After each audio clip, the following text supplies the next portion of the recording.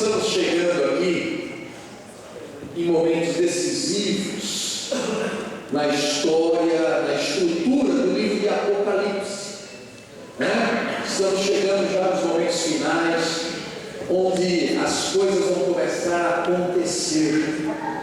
Nós vimos lá no início as 7 cartas das 7 igrejas, nós tivemos ali a visão do trono de Deus, nós vimos ali o mal se arquitetando, se movimentando, e agora nós estamos chegando assim no ápice da maldade, né? No ápice da idolatria, no ápice da abominação contra Deus. Antes de eu entrar, eu gostaria de falar uma coisa. O Rogério tocou aqui na questão do 7 de setembro, de orarmos pelos nossos governantes, realmente, né? Está lá escrito em Timóteo, né? Orarmos pelos nossos reis, pelos nossos governantes, para que tenhamos vida em paz. Mas é importante também, amados, um fenômeno que está acontecendo no mundo, e hoje aconteceu de uma forma um pouco incipiente ainda, mas aconteceu no Brasil hoje. O quê? Egito, Líbia, Síria, 3 países extremamente fechados. Conseguiu-se derrubar o governo, por exemplo, do Egito, está se derrubando o governo da Líbia, através da mobilização das pessoas via redes sociais. A importância das redes sociais, não apenas para ficar dizendo, estou indo dormir, acordei agora, estou cuidando do bebê, né? Aquelas mensagens que sem sentido, mas as redes sociais sendo utilizadas para marcar presença do povo diante do palácio, diante de algum lugar, e protestar ali contra aquilo que está errado.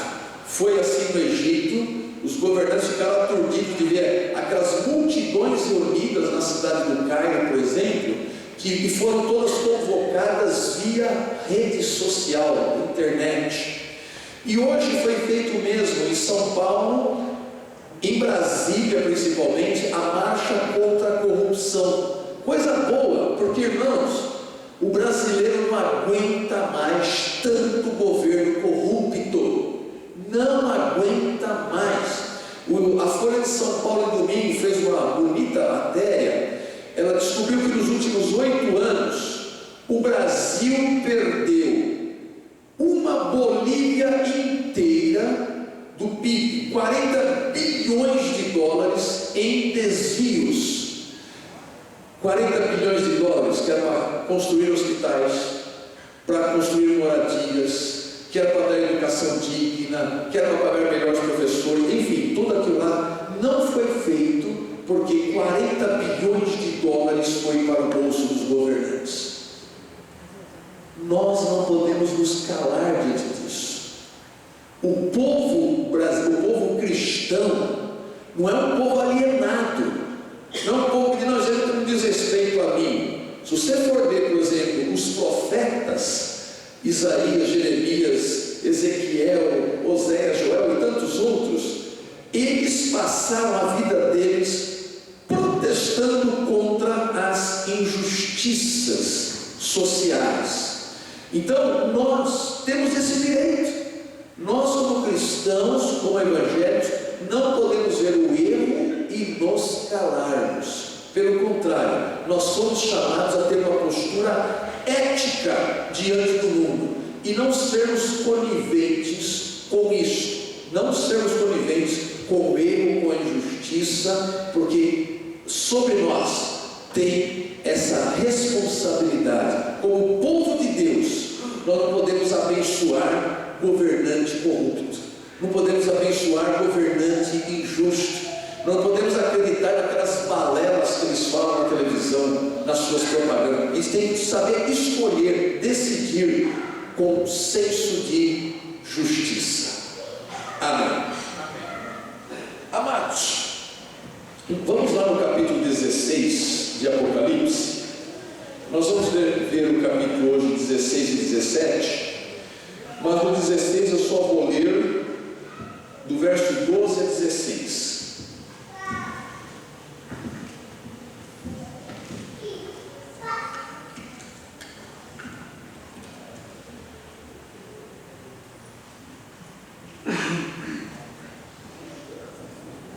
Apocalipse 16, do verso 12 a 16. O sexto flagelo. Acharam aí? Amém? Amém.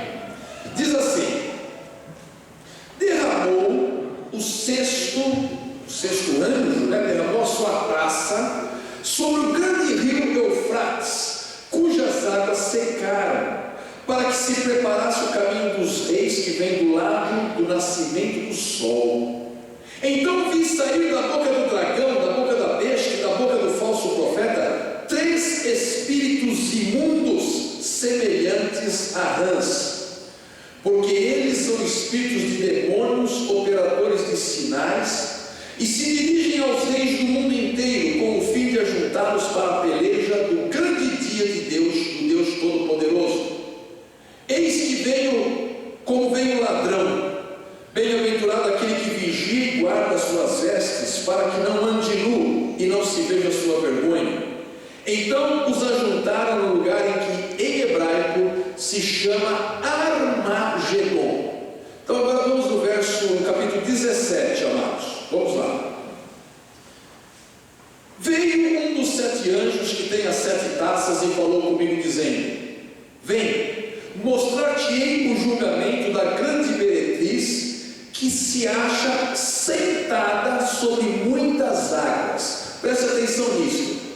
A visão de uma meretriz sentada sobre as muitas águas. O que são essas águas? Depois a gente vai ver. Com quem se prostituíram os reis da terra, e com o vinho de sua devassidão foi que se embebedaram os que habitam na terra. Transportou-me o anjo em espírito ao deserto, e vi uma mulher montada numa besta escarlate, besta repleta de nomes de blasfêmia, com 7 cabeças e 10 chifres. Achava-se a mulher vestida de púrpura e de escarlata, adornada de ouro, de pedras preciosas e de pérolas, tendo na mão um cálice de ouro transbordante de abominações e com as imundícias da sua prostituição. Na sua fronte achava-se escrito um nome, um mistério: Babilônia, a grande, a mãe das meretrizes e das abominações da terra. Então vi a mulher embriagada com o sangue dos santos e com o sangue das testemunhas de Jesus, e quando a vi, admirei-me com grande espanto.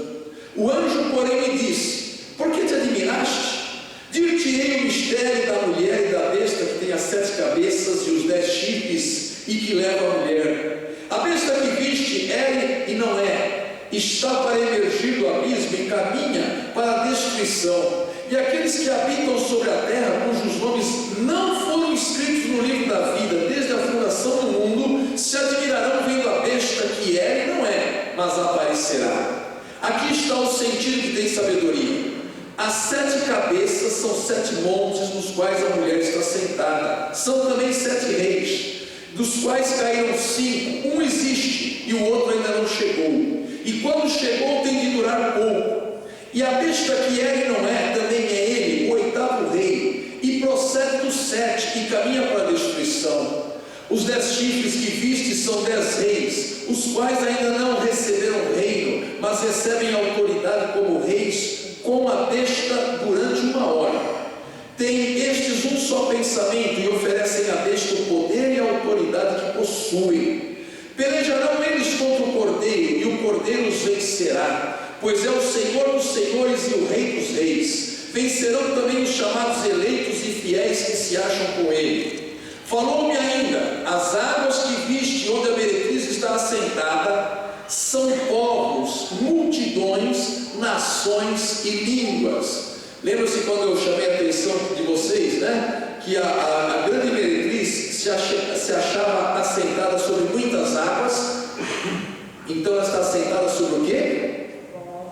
Sobre os povos, as multidões, as nações e línguas. Olha que bonito aí as questões simbólicas, Então, na verdade, a grande meretriz, ela está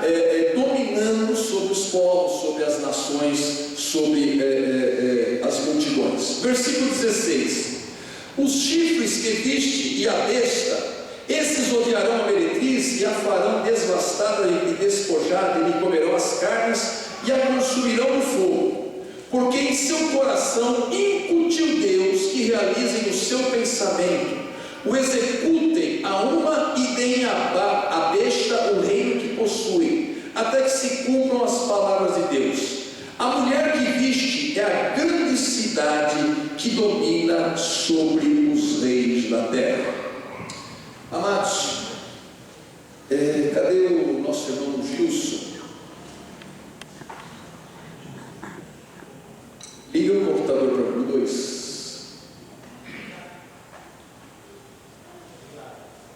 Oi? Está ligado? Gilson, vê para mim o que está acontecendo, por favor.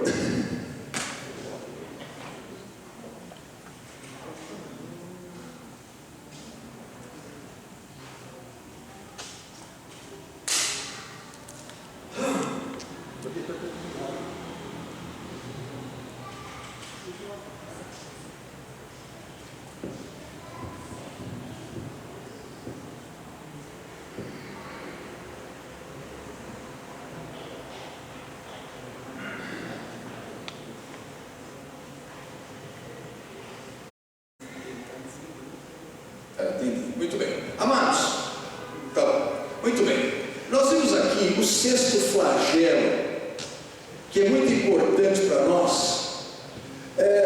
Nós vimos aqui, voltando, deixa a sua Bíblia aberta, volta lá no versículo, capítulo 16, do verso 12 até o verso 16, que nós vamos ver uma coisa, que Satanás e o mundo vão se juntar para a mais terrível luta contra a igreja, contra o povo de Deus. Diz aqui, irmãos, que 3 espíritos imundos sairão da boca da besta e do falso profeta.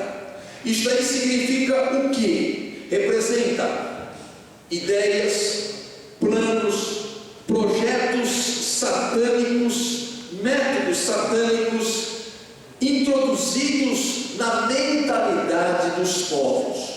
Pensemos aqui o seguinte: Satanás odeia, detesta o povo de Deus. Ele não pode impedir que eu seja salvo, mas ele pode, ele tenta fazer com que a minha vida seja a mais miserável possível. Satanás, a besta, a grande meretriz, o falso profeta, deles saem coisas horríveis, saem blasfêmias, saem posturas completamente contrárias ao desejo de Deus para o seu povo, para a população, para as grandes multidões. Infelizmente, as nações, as multidões e os reis, eles não estão se submetendo a Deus, eles não estão se colocando diante do Senhor, mas eles estão obedecendo a planos satânicos urdidos no mundo espiritual. Nunca se esqueça, amados, nunca se esqueçam que a nossa luta não é contra carne ou sangue, mas contra as forças espirituais do mal nas regiões celestes. Nós temos de ter muito claro isto. Nós temos de saber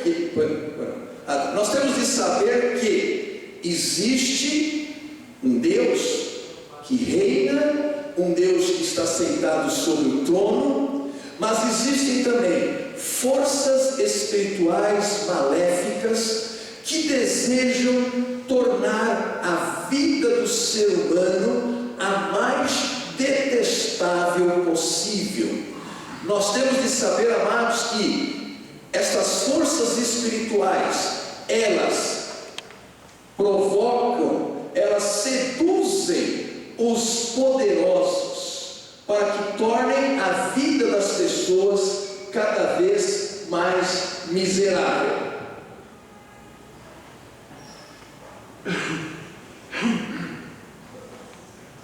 Versículo 15, irmãos, diz aqui: eis que veio como vem o ladrão.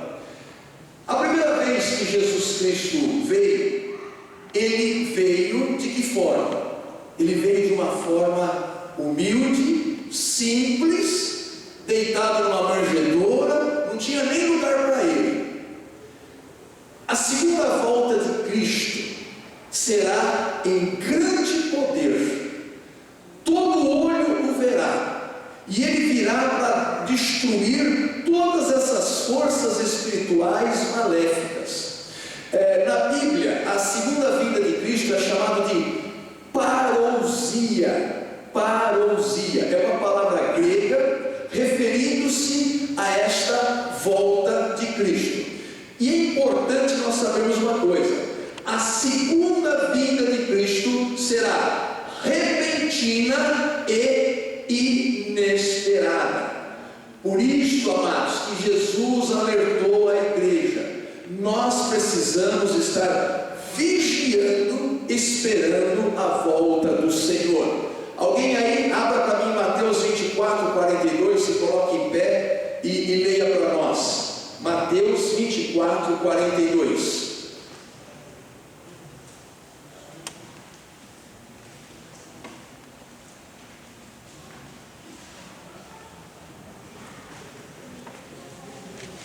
Primeiro livro do Novo Testamento. Alguém achou?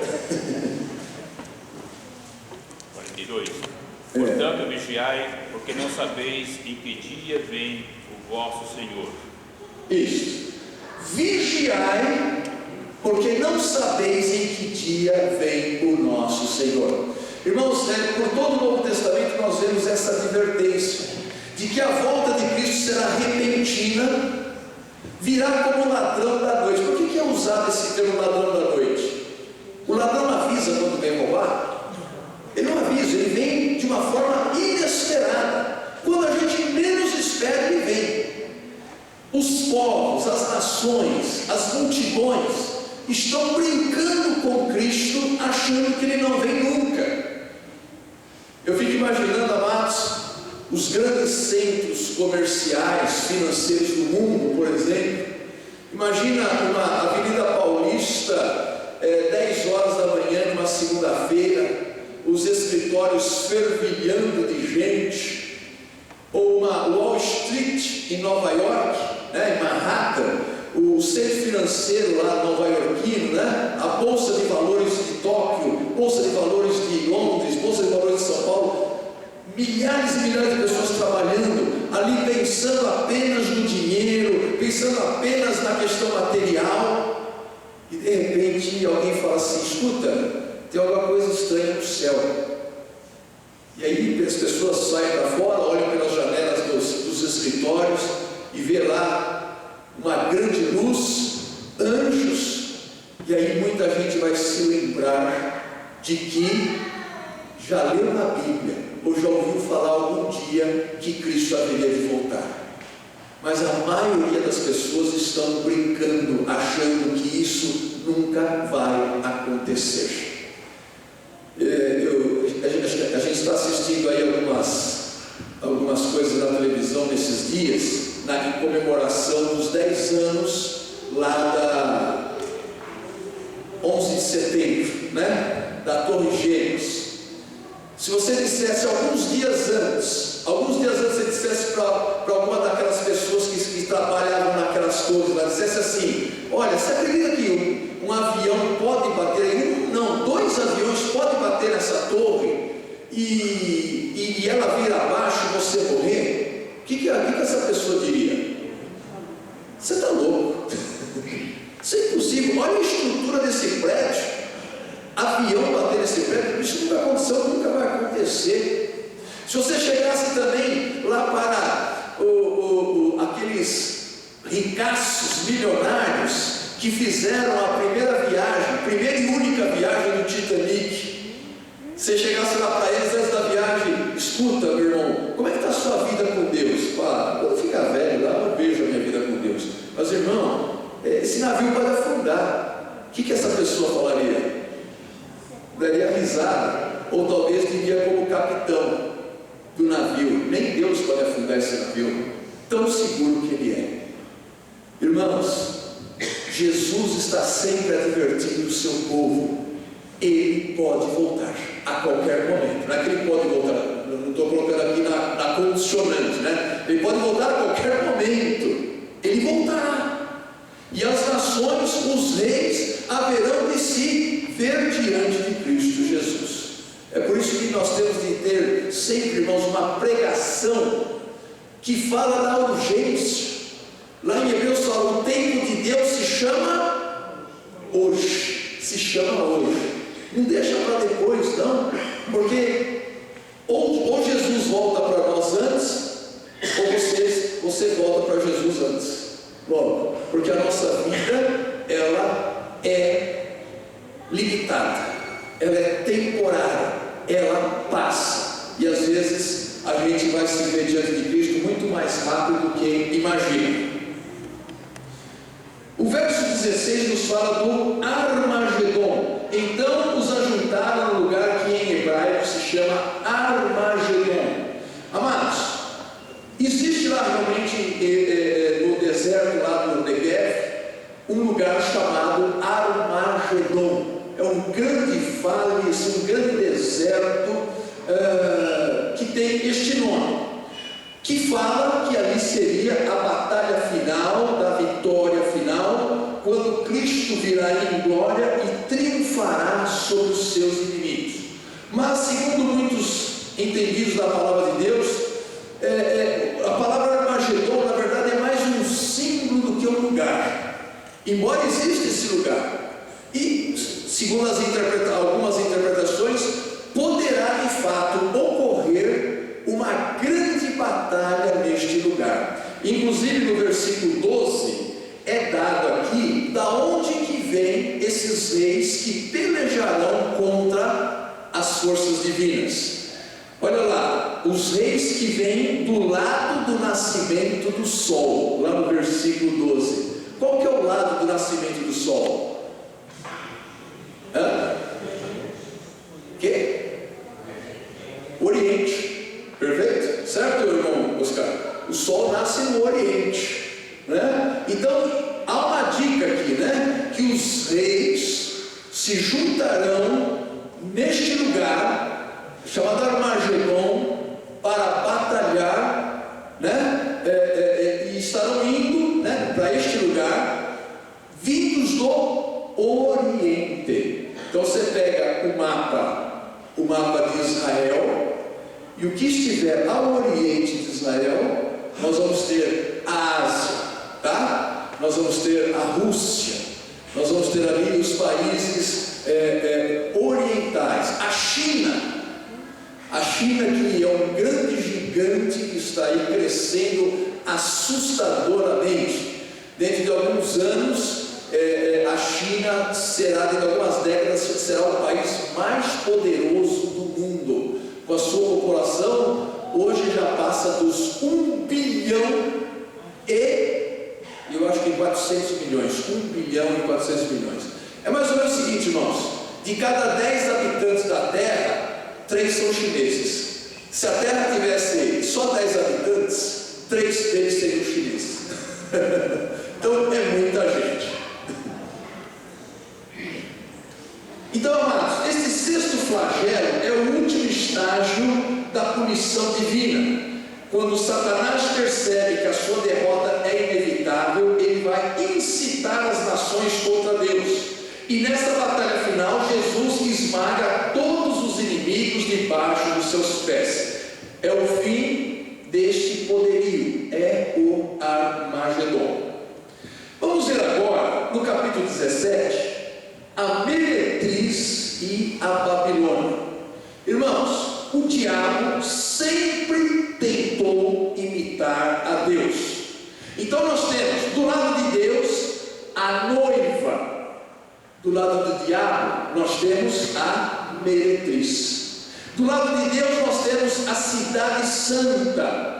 Do lado do diabo ele cria a grande Babilônia. Do lado de Deus, a noiva representa a igreja verdadeira. Do lado de Satanás, a meretriz representa a igreja apóstata. Então, a Babilônia é a cidade do mundo, Jerusalém é a cidade de Deus. É interessante isso na Bíblia, irmãos. Satanás sempre fazendo uma imitação barata de Deus, e muita gente indo atrás, muita gente acreditando nas suas bravatas, acreditando na sua sedução. Então, esta meretriz que está aqui, ela representa todo o poder eclesiástico dos crentes, dos cristãos, dos religiosos que haverão num determinado tempo e que estarão seguindo, na verdade, ao grande dragão, porque é uma igreja apóstata. Amados, o que isso significa? Se você fizer um censo, quantas igrejas existem no Brasil, quantas igrejas existem no mundo, você verá que existem milhares e milhares e milhares de igrejas. Você verá que existem milhares e milhares e milhares e milhares de cristãos. Agora eu pergunto, a noiva de Cristo, porque a igreja é chamada de noiva de Cristo em diversos momentos da palavra, a noiva de Cristo é a somatória de todas essas igrejas que existem? Sim ou não? Não. Sim ou não? Não. Não. Não pode ser. Por quê? Porque Deus sabe desses que estão nas igrejas quem é o verdadeiro adorador, o verdadeiro cristão, aquele que verdadeiramente é cristão e não apenas religioso. Então essa somatória de igrejas que existem no mundo não representa a verdadeira igreja de Cristo. Porque esta igreja, segundo a palavra de Deus, esta somatória de igrejas que existem no mundo, haverão de apostatar. E o que significa apostatar? Vem de apostasia. Apostasia significa esfriamento da fé. Resumindo, poderia falar muitas outras coisas. Abandono da verdadeira doutrina, abandono do verdadeiro Deus. Vão falar de Deus, vão falar de Jesus, vão usar a Bíblia em alguns momentos, mas será uma igreja apóstata. Vocês se lembram quando nós estudamos aqui as cartas às 7 igrejas? Lembra-se assim que Deus fala assim, né? Olha, você fez umas coisinhas boas por aí, mas tenho porém contra ti que você fez isso. Arrepende-te, senão eu venho e tomo o teu candelabro, a tua luz. Eu vou tirar de você a tua luz, igreja, se você não se arrepender. Então, amados, vai ter nome de igreja. Inclusive uma delas lá que nós estudamos, creio que era de Tiatira, falava assim: olha, está cheio de gente dentro da igreja que fala que é de Deus, não sei o quê, mas vocês são sinagogas de Satanás. Já pensou Deus falar de uma igreja que ela é sinagoga de Satanás? Pois é isso que vai acontecer. Então a totalidade de igrejas não significa que é a totalidade dos salvos de Deus, do povo de Deus. Não é. Deus sabe quem vai. Deus sabe aqueles que não se dobraram e não se dobram as maracutaias apostólicas. Deus sabe aquele que realmente é verdadeiramente fiel para com Ele. Então, crente vai estar cheio no mundo. Aliás, estatisticamente, em 2030, evangélicos serão a maioria no Brasil. E eu falo, grande coisa, se for do jeito que está aí, eu prefiro que seja minoria e gente firme. Porque se você olhar, irmãos, década de 40, 50, 60, nós evangélicos, aliás, não era nem esse nome que a gente tinha, éramos chamados de crente. Ou crente. Ele é crente.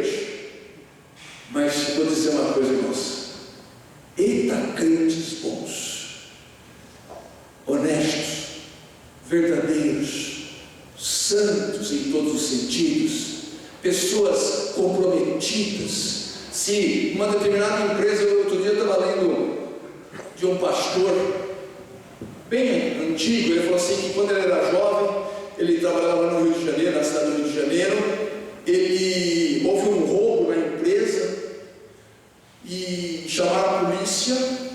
Os policiais chegaram, o patrão falou assim: ó, tem esses funcionários aqui e tal, aquele ali é crente. Os policiais falaram: fica fora você, deixa eu conversar com esse aqui. Hoje vai conversar primeiro com os crentes. Amados, é isso que estou dizendo. Apostasia. O grande mal que haverá sobre o mundo vai ser que a igreja apostatará, porque dará ouvidos à grande meretriz. Então, a grande meretriz e a Babilônia, ambas as figuras representam a falsa igreja. Essa mulher aqui descrita é o sistema eclesiástico de Satanás, e todos os sistemas idólatras são meretrizes. A religião prostituída está presente em todos os povos. Onde Deus tem uma igreja verdadeira, Satanás levanta a sua sinagoga. A palavra meretriz vem de prostituta, vem de prostituição. E lá no Antigo Testamento, todas as vezes que a igreja, ou melhor, que Israel, caminhava de uma forma errônea, Deus usava esse termo: vocês estão se prostituindo com falsos deuses. Então, mostrando esta relação sexual ilícita, para mostrar que o povo está agindo de forma errada, que a sua igreja está agindo de forma errada. Então, irmãos, meretriz de Babilônia, essa grande meretriz, essa grande Babilônia, realmente representam todo esse arcabouço teológico que está fugindo do verdadeiro evangelho. Olha, vou dizer uma coisa para vocês. A Bíblia, infelizmente, já não é mais a grande regra de fé e de prática na vida de uma boa parcela dos cristãos. Uma boa parcela dos cristãos, dos evangélicos, não tem mais usado a Bíblia, não tem mais buscado na Bíblia a bússola da sua vida ou o mapa da sua vida.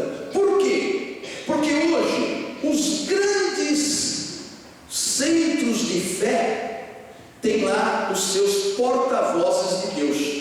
As pessoas não estão mais lendo na Bíblia, estão ouvindo o que os porta-vozes, esses supostos porta-vozes de Deus, estão falando.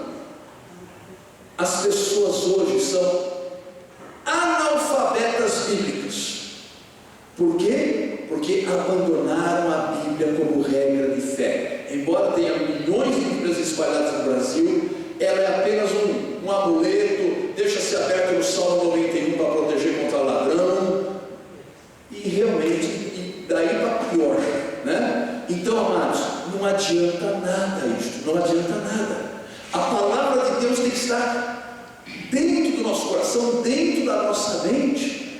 Por isso que Paulo elogia os crentes bereanos lá da cidade de Bereia, que Paulo, quando vai lá pregar, os irmãos falam assim: Paulo, amanhã a gente conversa. Chegavam em casa, iam conferir nas escrituras se o que Paulo falou era verdadeiro. No dia seguinte eles voltaram: Paulo, beleza, você falou a verdade, nós confirmamos lá. O que Paulo fala? Vocês são mais nobres do que os de Tessalônica. Fui pregar lá em Tessalônica, ninguém nem foi conferir se era verdade ou não. Agora aqui em Bereia vocês foram conferir. Irmãos, é isto. Apostasia é o final do que vai acontecer com a igreja, porque a grande meretriz vai estar dominando os pensamentos das pessoas com as suas mentiras, e as pessoas vão acreditar opressão. A igreja falsa sempre se uniu aos reis e governos mundanos numa relação devassa. O Estado sempre procurou se unir à religião para conseguir os seus propósitos. Quando fala de meretriz, de Babilônia, de reis, nós estamos falando, irmãos, de uma grande orgia. Desculpe usar essa palavra, uma grande orgia. Todos se unem para fazer o quê? Para criar sistemas devassos. É por isso que a Bíblia diz assim: se possível fora, esse sistema enganaria até os próprios escolhidos de Deus. Sabe, irmãos, a coisa é tão forte, tão forte, tão forte, que se nós não ficarmos firmes na palavra, nós vamos ser seduzidos pelo canto da sereia. É isto que está acontecendo no século 21. Essa meretriz não se prostitui apenas com os reis, mas dá a beber do vinho da sua devassidão a todos os habitantes da terra. Ela é uma religião popular, ela atrai as multidões, ela não impõe limites. Que limites são esses que estão sendo ultrapassados? Olha lá, irmãos, as heresias, o liberalismo e sincretismo são expressões dessa grande meretriz que seduz os homens a viverem na impiedade e na devassidão. Heresias. O que é heresia? São fábulas que se criam e dizendo assim: olha, isto é verdade. Só que se você não for buscar lá na Bíblia e crer nesta suposta verdade, e esta suposta verdade vai contra a Bíblia, é uma heresia. Liberalismo. Esse é um grande mal do século 21. Liberalismo. Vocês já perceberam, irmãos, que aqueles conceitos, por exemplo, que havia no passado, até no passado recente, de certo ou errado, hoje não existe mais? Já perceberam isso? Tudo é certo. Sabe por que essa ideia de que tudo é certo? Porque tirou-se da Bíblia a centralidade para mostrar o que é certo e o que é errado. Hoje, o que é certo é o que a pessoa acha que é certo, o que os grupos acham que é certo. Então, diz: não, tem que respeitar, isso é certo, isso é certo. Então, cada um tem a sua verdade. Hoje, cada um tem a sua verdade. É o liberalismo. Hoje em dia, amados, antigamente quem era professor, professora, quando o professor dava nota baixa para o aluno chegava em casa com o seu boletim, ele apanhava, porque ele tirou nota baixa, e o pai ia cobrar do aluno mais interesse, mais zelo, mais isso, mais aquilo. Hoje, se o aluno chegar com a caderneta, com a nota baixa em casa, imediatamente o pai vai na escola falar para o professor: eu estou mentindo ou não? Olha lá, o professor é errado. O professor é errado porque deu nota baixa para o aluno. Quando eu era criança, de vez em quando fazia algumas coisas erradas, de vez em quando. Mas tinha uma coisa, tinha consequência. Quando eu chegava em casa e alguém vinha lá na minha porta bater, eu tremia todo. Vieram falar de mim. Minha mãe ia lá, atendia a pessoa, ela entrava, nem perguntava nada, pegava assim, de lept. Hoje, alguém vai bater na porta da mãe ou do pai, vai falar do filho, essa pessoa vai ser escorraçada. Irmãos, vocês estão entendendo? É o liberalismo. imagina, eu sou sempre certo. Então as pessoas estão vivendo, cada um está vivendo a sua verdade. E isso é um dos sistemas que entrou na vida da igreja. E o sincretismo. O que é sincretismo? Eu vou dar um exemplo assim bem próprio aqui no Brasil. Sincretismo. Você vai na Bahia, é o lugar que tem maior quantidade de terreiros de candomblé do Brasil. Salvador. O censo, o IBGE vai lá. Religião católica. Religião sua, católica. Religião católica. Olha, isso é o sincretismo. É a mistura de crenças, e tudo é certo, e acaba acreditando que está seguindo uma determinada crença, mas está tudo misturado. Aqui em São Paulo, por exemplo, nos dias de hoje, chega e a pessoa fala assim: que religião? Evangélica. Muito bem. Só que esse evangélico muitas vezes vai na vidente fazer leitura de mão, faz um mapa astral e, se possível for, paga até um trabalhinho aí para fazer, para ele possa. Vocês estão entendendo, irmãos? Isso é sincretismo. Ou então é evangélico, mas anda com uns patuás no bolso para proteger, para dar sorte, anda com lencinho ungido de óleo, anda com meia, custa R$153 da Mundial do Poder de Deus, que é meia para onde pisar a planta do seu pé, você vai ser bem sucedido. Irmãos, isso se chama sincretismo. Nós estamos que nem lá na época de Lutero, vendendo tanta lasca da cruz de Cristo, que a cruz de Cristo ia pesar 500.000 toneladas. Hoje em dia não se vende mais lasca da cruz de Cristo, mas se vende todos esses amuletos que as igrejas estão vendendo por aí. Sincretismo. Porque isto, irmãos, isto não é fé cristã. Isso daí é esoterismo. E eu não tenho a menor dúvida de uma coisa: o maior perigo que existe nos dias de hoje para a fé cristã saudável chama-se esoterismo. Esoterismo disfarçado que está entrando. Se você não pesquisar de onde está vindo aquilo ali, você vai estar engolindo uma coisa que é um esoterismo. É um dos aspectos do esoterismo. Me desculpe se alguém faz isso, mas eu vou falar.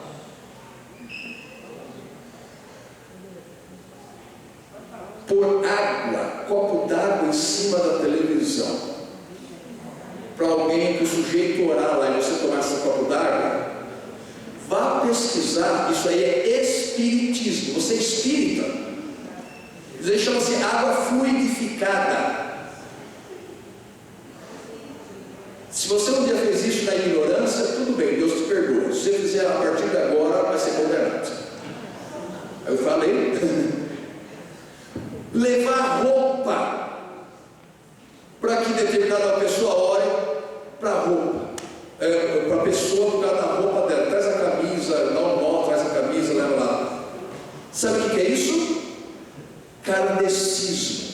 Chama-se ponto de contato. Por quê? Porque lá no kardecismo, os espíritos, eles não são oniscientes, eles precisam de um ponto de contato para saber quem é a pessoa. Eu pergunto: Jesus precisa de ponto de contato? Não. Lembra-se daquele centurião romano que chega para diante de Jesus e fala: Senhor, eu estou com o meu servo lá horrivelmente enfermo. Ele levou uma peça de roupa. Jesus falou assim: eu vou lá na sua casa. Jesus não precisa, manda uma palavra e ele será curado. Isso é fé.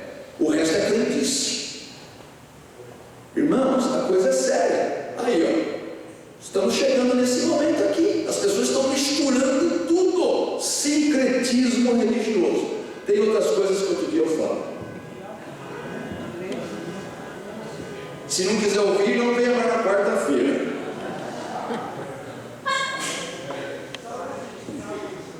A besta é um movimento perseguidor anticristão durante toda a história, personificado em sucessivos impérios mundiais.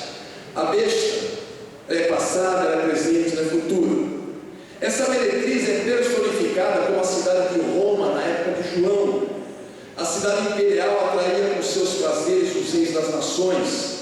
Roma era uma cidade louca pelos prazeres. A besta, agora acontece uma coisa interessante. Irmãos, você está com a Bíblia aberta? Olha lá no capítulo 17, versículo 17.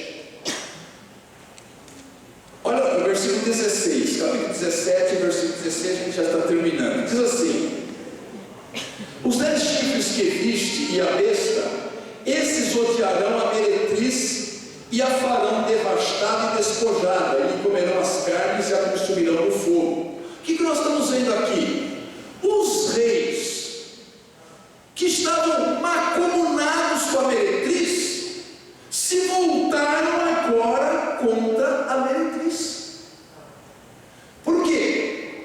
Por uma razão não explicada, se forma uma espécie de guerra civil na sede da besta. A besta e os 10 reis se voltam contra a meretriz para devastá-la. É uma espécie de caos entre os inimigos de Deus, quando eles se levantam para se destruir. Então nós estamos vendo aqui, amados, o que? Uma ação onde os homens vão estar enfatuados com os seus prazeres, mas também não se voltarão para Deus e por isso serão destruídos. Eles se voltam uns contra os outros. Agora, quem foi que incutiu isso nessas pessoas? Versículo 17: porque em seu coração incutiu Deus que realizem o seu pensamento. Deus é tão soberano, tão soberano, tão soberano, que Ele incute o pensamento, o desejo de se autodestruírem ali, de se voltarem uns contra os outros, porque Ele é soberano até mesmo sobre as diversas formas de maldade.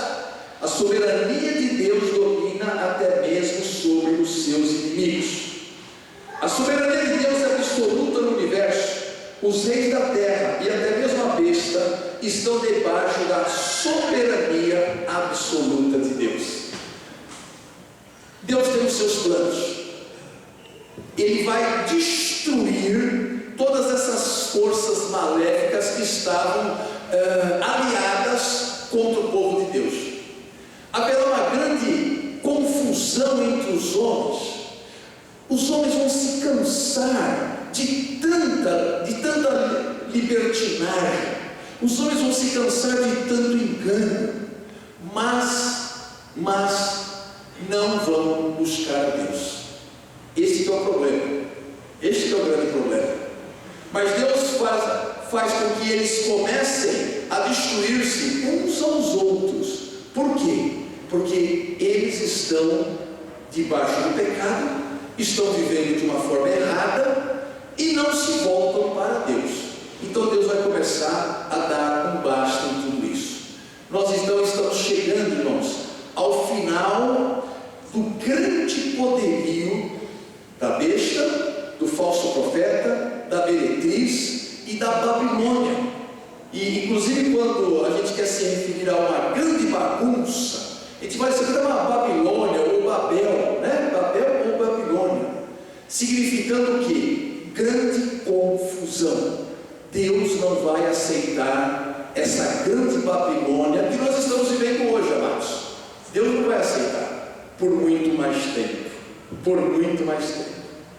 Amém, amados? Amém. Amém. São coisas, às vezes são duras da gente dizer, são difíceis da gente engolir, mas irmãos, se nós somos cristãos, se a nossa fé está depositada em Deus, E eu, como pastor desta igreja, algo que eu vou sempre estar falando muito: cuidado com os desvios da fé, cuidado com as crendices, cuidado com simpatias, cuidado com objetos que dizem que isso resolve, aquilo resolve. Mentira, mentira, mentira. Tudo isso são coisas inventadas aqui no mundo espiritual maléfico para desviar as pessoas de Deus. Que Deus tenha misericórdia de nós e que a gente permaneça firme no Senhor, firme no Senhor.